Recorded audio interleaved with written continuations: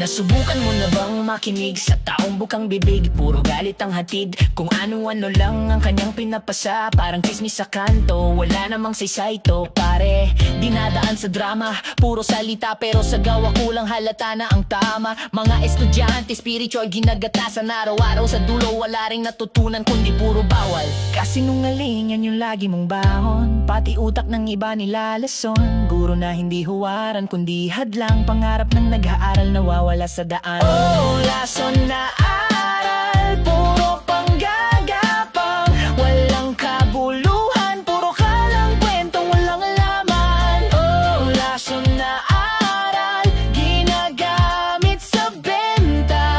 Maestro kang kunwari pero wala kang kwenta. MV ba o Mr. Venta? Walang kwenta, pinibenta kahit di mabenta. Kung saan-saan ka nagdadala ng kwento, pero ang resulta parang chikirya lang, puro hangin sa loob bro. Nakangiti pa, akala mo sincere, pero pagkatalikod parang desape. Estudyanteng loyal, kala mo mahalaga, pero pag nalagas itatakwil din pala.